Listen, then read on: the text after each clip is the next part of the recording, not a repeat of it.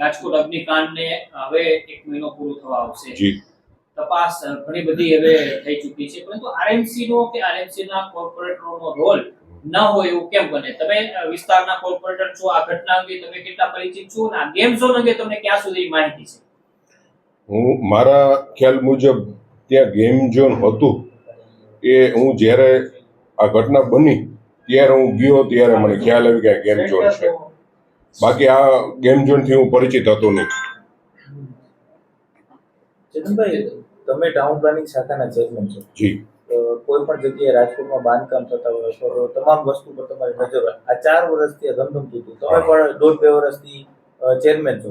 તમને કેમ આ બાબતની કેમ ધ્યાન વર્ષથી એમાં એવું છે કે એ એરિયા છે ને ત્યાં નોર્મલી વધારે ગોડાઉન અને ઓપન પ્લોટ જ છે. એટલે ત્યાં અમારે પ્રજાના કામ માટે અત્યાર સુધીમાં ક્યારેય કોલ આવ્યો નથી ને એ બાજુ જવાનું થતું ન હોય. છતાંય મારા ધ્યાનમાં ક્યાંય એવું ગેરકાયદેસર બાંધકામ જોવા મળે તો હું જે તે વોર્ડના અધિકારીઓનું ધ્યાન દોરું જ છું. થઈ ગયું હોય ને એમાં આપને ખ્યાલ ન હોય કે આનું કમ્પ્લીટ, કારણ કે મારે એવો કોઈ રાઈટ નથી ત્યાં જઈને કોઈ પાસે માગવાનો. કારણ કે કોઈ 10 માળનું બિલ્ડિંગ હોય, હું ત્યાં જઈને એના પ્રમુખને એમ ન કહી શકું લાવો તમારું કમ્પ્લીશન, કારણ કે જે તે સંબંધિત અધિકારી, તો હું દર વખતે કાંઈ પણ હોય તો સંબંધિત અધિકારીને હું જાણ કરતો જ હોઉં છું. ટીપી શાખામાં જેટલો ભ્રષ્ટાચાર ચાલતો હતો અને હવે એસીબી ની જે રીતના તપાસ ચાલી રહી છે તે પ્રમાણે પ્રૂવ થઈ ગયું છે, તો તમને કોઈ ટીપી શાખામાં આટલો ભ્રષ્ટાચારની ફરિયાદ મળી હતી? નહીં, ક્યારેય નથી મળી ક્યારેય. સાગરિયા સાહેબની ધરપકડ કરવામાં આવી, આપને જાણ ખરા કે શું ઘટના હતી, આખી શા માટે?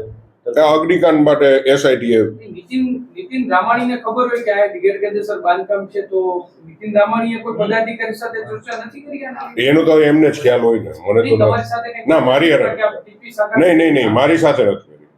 એક જવાબદાર નગરસેવક છો તમે, તો તમારી જવાબદારી નો આટલું મોટું તમારા વિસ્તારમાં પણ મને આટલો મોટો અગ્નિકાંડ તમારા વિસ્તારમાં થાય તો એક નગરસેવક તરીકે તમારી જવાબદારી શું હોય? મારી જવાબદારી એ જ હોય કે કોઈ પણ ગેરકાયદેસર કાંઈ બાંધકામ હોય, મને જાણમાં આવ્યું હોય તો મારે સંબંધિત અધિકારીઓને જાણ કરવું જોઈએ. આજની તારીખે મને કોઈ પણ જાતના લેખિતમાં કે મૌખિક અહીંયા આવીને મને કોઈ કમ્પ્લેન કરે તો હું એકનોલોજમેન્ટ સાથે, હું તમને એ બતાવું, એકનોલોજમેન્ટ સાથે હું ઇન્વર્ટ કરાવી દઉં છું. પણ આ જવાબદારી તો આટલી મોટી અગ્નિકાંડ થયો ના, મારી જવાબદારી ન બને. મારે તો અધિકાર જે તે તંત્રની જવાબદારી મને એને બધાય આપે. કોઈ પણ વસ્તુ માગે, ફાયર એનઓસી, કમ્પ્લીશન સર્ટિફિકેટ, મને કોઈ ન આપે. ચેતનભાઈ, નગર સેવક તરીકેની જવાબદારી શું હોય? કે માત્ર ખુરશી ઉપર બેસવાનું નહીં, પ્રજાના કામ કરવાના, પ્રજાના કોઈ પણ પ્રોબ્લેમ હોય. આટલા 20 લોકો 23 લોકો મરી ગયા, ગુજરી ગયા, તો જવાબદારી કોની? જવાબદારી જે તે એસઆઈટી એની તપાસ કરે જ છે. જવાબદારી કોની? એસઆઈટી ના, એવું નથી. જવાબદારી અમારી કઈ રીતે બને? અમારી ન બને.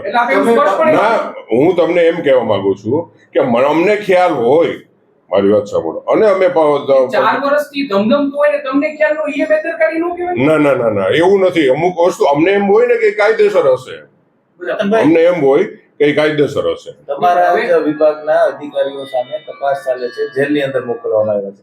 તમે એમ કહો છો કે ગેરકાયદેસર બાંધકામ અંગે તમને કોઈ પણ જાતની જાણ કરવામાં નથી આવતી, તો તમે તો ચેરમેન છો ટીપી શાખાના, તમારા અધિકારીઓ જવાબ નથી દેતા, એનો અર્થ એવું? ના, એવું નથી. જવાબ આપે જ છે. મને ઈ લોકો મને જાણ ન કરે, મારે એને જાણ કરવાની. હવે તમે આ વોર્ડના નગરસેવક છો, શું માનો છો આમાં શું કાર્યવાહી થવી જોઈએ? તમે શું માનો? જે ગુનેગારો હોય એને સજા થવી જ જોઈએ. બરાબર.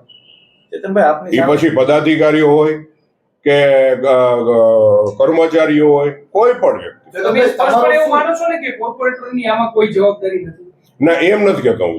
કોર્પોરેટરની જવાબદારી હોય છે જો એને ખ્યાલ હોય. એટલે તમને આ બાબતની ખ્યાલ નહોતી? ના, ખ્યાલ